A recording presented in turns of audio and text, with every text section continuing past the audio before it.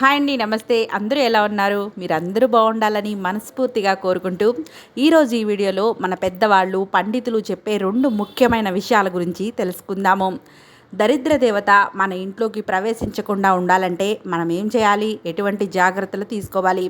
అలాగే రెండవదిగా ఈ 8 వస్తువులను పొరపాటును కూడా ఎవ్వరి దగ్గర నుండి కూడా తీసుకోకూడదు. మరి అవేంటో ఈ వీడియోలో చూసి తెలుసుకుందాము.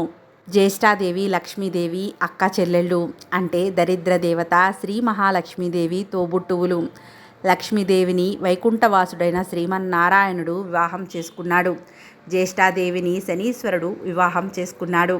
మహాలక్ష్మిని పెళ్లి చేసుకుని మహావిష్ణువు వైకుంఠానికి తీసుకువెళ్ళిపోతాడు. ఒకసారి శనీశ్వరుడు జ్యేష్ఠాదేవిని పెళ్లి చేసుకున్న తర్వాత తన తాతగారి ఇంటికి వస్తాడు. శనీశ్వరుడు జ్యేష్ఠాదేవితో ఇలా అంటాడు, దేవి, మా తాతగారి వద్ద ఆశీర్వాదం తీసుకుందాం రా అని అంటాడు. అప్పుడు దరిద్ర దేవత, ఎవరు స్వామి మీ తాతగారు అని అడుగుతుంది. అప్పుడు శనీశ్వరుడు ఇలా చెబుతాడు, మా తండ్రి సూర్యదేవుడు, తల్లి ఛాయాదేవి, మా తాతగారు కశ్యపు ప్రజాపతి, ఆశీర్వాదం తీసుకుందాం రా అని తాతగారి వద్దకు తీసుకువెళ్తాడు. అప్పుడు కశ్యపు ప్రజాపతి ఆశ్రమంలోకి జ్యేష్ఠాదేవి ప్రవేశించలేకపోతుంది. అప్పుడు శనీశ్వరుడు లోపలికి రాదేవి, అక్కడే ఆగిపోయావే అని అడుగుతాడు.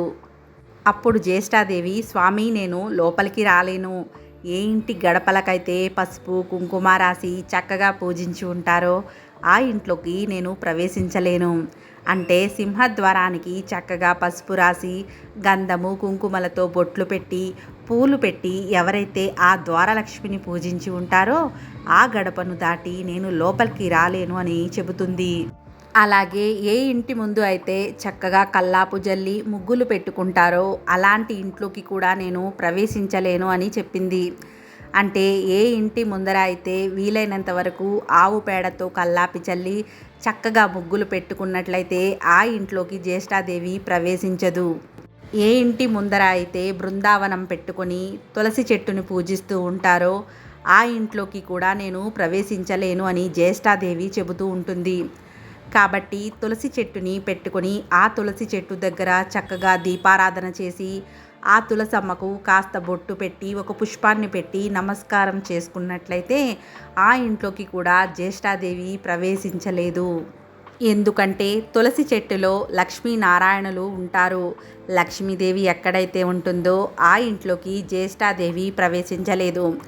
ఎక్కడైతే యజ్ఞాలు యాగాలు జరుగుతూ ఉంటాయో అక్కడికి కూడా నేను ప్రవేశించలేను అని జ్యేష్ఠాదేవి చెబుతుంది. ప్రతినిత్యం ఏ ఇంట్లో అయితే దీపారాధన చేస్తారో ఆ ఇంట్లోకి నేను ప్రవేశించలేను. అంటే ఏ ఇంట్లో అయితే ప్రతిరోజు దీపారాధన చేస్తూ భగవంతుని ముందు కనీసం ఒక పువ్వు కానీ తులసి దళం కానీ సమర్పించి భగవంతునికి నమస్కారం చేసుకుంటారో అలాంటి ఇంట్లోకి కూడా దరిద్ర దేవత ప్రవేశించలేదు. ఏ ఇంట్లో అయితే నిత్యము పూజ చేసి గంట మోగిస్తూ ఉంటారో ఆ ఇంట్లోకి నేను ప్రవేశించలేను అని జ్యేష్ఠాదేవి చెబుతుంది. ఘంటారాగం దేవతలకు ఆహ్వానం. ఎక్కడైతే గంట వాయిస్తారో అక్కడ సకల దేవతలు వచ్చి కొలువు తీరి ఉంటారు. కాబట్టి దరిద్ర దేవత ఆ ఇంట్లోకి కూడా ప్రవేశించలేదు. దుష్టశక్తులు, నెగిటివ్ ఎనర్జీ అలాంటి ఇంట్లోకి ప్రవేశించలేవు. అంతేకాదు, ఏ ఇంట్లో అయితే శంఖానాదం వినబడుతుందో ఆ ఇంట్లోకి దరిద్ర దేవత ప్రవేశించలేదు. ఏ ఇంట్లో అయితే ఎప్పుడు భగవంతుని యొక్క స్తోత్రాలు పారాయణం చేస్తూ ఉంటారో అలాంటి ఇంట్లోకి కూడా దరిద్ర దేవత ప్రవేశించలేదు. అలాగే ఏ ఇల్లు అయితే శుచి శుభ్రతతో ఉంటుందో అటువంటి ఇంట్లోకి కూడా దరిద్ర దేవత ప్రవేశించలేదు. అలాగే ఏ ఇంట్లో అయితే శుచి శుభ్రతతో ఉండి అంటే చక్కగా ఇల్లు ఊడ్చి ఇల్లంతా తడి బట్టతో తుడిచి ప్రశాంతంగా అగరవత్తుల పొగతో నిశ్శబ్దంగా ఉంటుందో అలాంటి ఇంట్లోకి కూడా నేను ప్రవేశించలేను అని జ్యేష్ఠాదేవి శనీశ్వరునితో చెబుతుంది. అప్పుడు వెంటనే శనీశ్వరుడు ఇలా అడుగుతాడు, మరి నువ్వు ప్రవేశించాలి అంటే ఆ ఇల్లు ఎలా ఉండాలి అని. వెంటనే జ్యేష్ఠాదేవి నవ్వుతూ చెప్తుంది ఇలా, ఏ ఇంట్లో అయితే భార్యాభర్తలు గొడవ పడుతూ ఉంటారో ఒకరిని ఒకరు తిట్టుకుంటూ ఉంటారో అలాంటి ఇంట్లోకి నేను సంతోషంగా ప్రవేశించగలను అని జ్యేష్ఠాదేవి శనీశ్వరునితో చెబుతుంది. ఎప్పుడు కూడా భార్యాభర్తలు ఒకరినొకరు దూషించుకోకుండా చిరునవ్వుతో వచ్చిన సమస్యల్ని పరిష్కరించుకోవాలి. లేదంటే ఇంట్లోకి దరిద్ర దేవత ప్రవేశిస్తుంది అని గుర్తుంచుకోవాలి.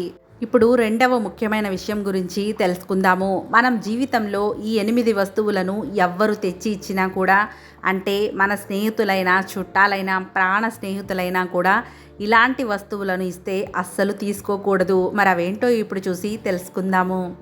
మొదటి వస్తువు ఉప్పు. ఉప్పు ఎవరైనా సరే మనకి తెచ్చిస్తే అస్సలు తీసుకోకూడదు. ఉప్పును మాత్రం ఎట్టి పరిస్థితుల్లోనూ దానంగా తీసుకోకూడదు. రెండవది నల్లని వస్త్రాలు. ఇలా నల్లని వస్త్రాలని మీకు ఎవరైనా తెచ్చిస్తే అస్సలు తీసుకోకూడదు. మీ స్నేహితులు కావచ్చు, బంధువులు కావచ్చు, పుట్టినరోజు కానుకలుగా కావచ్చు, ఇలా నల్ల వస్త్రాలను తీసుకోవడం అస్సలు మంచిది కాదు అని పెద్దలు చెబుతున్నారు. నల్లని వస్త్రాల్లో శనీశ్వరుడు ఉంటాడని మన పెద్దవాళ్ళు చెబుతూ ఉంటారు. కాబట్టి ఇలా నల్లని వస్త్రాలను పొరపాటును కూడా తీసుకోకూడదు. ఇక మూడవది నల్ల నువ్వులు. నల్ల నువ్వులు ఎవరు ఇచ్చినా కూడా మనం తీసుకోకూడదు. కొంతమంది దేవాలయాల వద్ద నల్ల నువ్వుల్ని ప్యాకెట్లుగా చేసి దానంగా ఇస్తూ ఉంటారు. మనం ఇలా నల్ల నువ్వుల్ని పొరపాటును కూడా ఇంటికి తెచ్చుకోకూడదు. నాలుగవది ఇనుప సామాన్లు, అంటే కత్తి, సుత్తి, కత్తెర, సూదులు ఇలాంటివి. ఇలాంటి ఇనుప వస్తువులను ఫ్రీగా మనం తీసుకోకూడదు. లేదంటే డబ్బులు ఇచ్చి తీసుకోవచ్చు, అంతేగాని దానంగా పొరపాటును కూడా తీసుకోకూడదు. ఐదవ వస్తువు పత్తి, అంటే మనం వత్తులు చేసుకుంటూ ఉంటాం కదండి, అది. ఆ పత్తిని కూడా మనం ఊరికినే ఎవరి దగ్గర నుంచి దానంగా తీసుకోకూడదు అని గుర్తుంచుకోవాలి. ఆరవ వస్తువు గుమ్మడికాయ. ఏడవ వస్తువు ఎండుమిరపకాయలు. చివరిగా నూనె. ఇలా ఈ వస్తువులను కూడా మనం దానంగా తీసుకోకూడదు. ఇలా ఈ 8 వస్తువులను ఎవరి నుంచైనా సరే మనం దానంగా తీసుకున్నట్లయితే మనం జీవితంలో ఎక్కువ ఇబ్బందులు పడవలసి వస్తుంది. జీవితంలో ఎదుగుదల ఉండదని కూడా మన పెద్దవాళ్ళు చెబుతారు. పెద్దవాళ్లే కాదండి, మన పండితులు కూడా ఇదే సూచిస్తున్నారు. కాబట్టి ఈ 8 వస్తువులను ఎవ్వరి నుంచి కూడా అస్సలు దానంగా తీసుకోకూడదు అని గుర్తుంచుకోవాలి. తెలుసుకున్నారు కదండి, ఎలాంటి ఇంట్లోకి దరిద్ర దేవత ప్రవేశించలేదు, అలాగే ఎటువంటి వస్తువులు మనం ఎవరి దగ్గర నుండి దానంగా తీసుకోకూడదు అని. ఈ వీడియో కనుక మీకు నచ్చినట్లయితే తప్పకుండా ఒక లైక్ చేసి ఛానల్ని సబ్స్క్రైబ్ చేయండి. ఇలాంటి మరిన్ని వీడియోల కోసం పక్కనే ఉన్న బెల్ ఐకాన్ క్లిక్ చేయడం అసలు మర్చిపోకండి. ఓం శ్రీ మాత్రే నమః. Thank you for watching.